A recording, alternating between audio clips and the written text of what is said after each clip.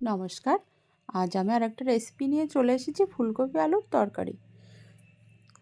এই তরকারিটা কিন্তু রুটি কিংবা পরোটার সাথে খুব দারুণ লাগে খেতে। এখানে আমি ফুলকপি আর আলুটা সিদ্ধ করে নিয়েছি, আর কড়াই আমি দিয়েছি একটু সাদা তেল। দিয়েছি আমি গোটা গরম মশলা ফোড়ন আর দুটো পেঁয়াজ কুচিয়ে রেখেছিলাম, পেঁয়াজটাও আমি দিয়ে দিলাম। দিয়ে এবার আমি নেড়ে চেড়ে নেবো একটু এদিক ওদিক করে। এবার দিয়েছি আমি দুটো টমেটো কুচি। এবার দিলাম স্বাদ মতো নুন আর একটু হলুদ। এবার একটু নেড়ে চেড়ে নেবো। মশলা থেকে একটু তেল ছেড়ে দিলেই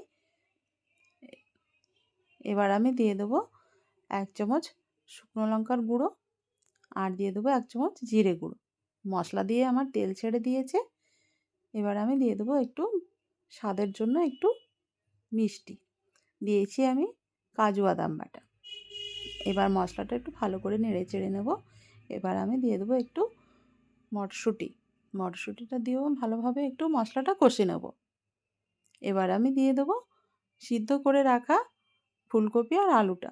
দিয়ে একটু নেড়ে চেড়ে নেবো। খুব বেশি কষানো লাগবে না। মশলাটাও ভালোভাবে কষানো ছিল, ফুলকপিটাও সিদ্ধ করে নেওয়া ছিল।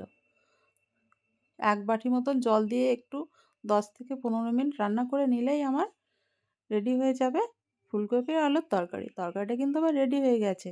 খেতে কিন্তু খুব দারুণ হয়েছিল। তোমরা কিন্তু একবার এভাবে ট্রাই করো। রাত্রেবেলা ফুলকো ফুলকো রুটি করেছি আর ফুলকপি আলুর তরকারি।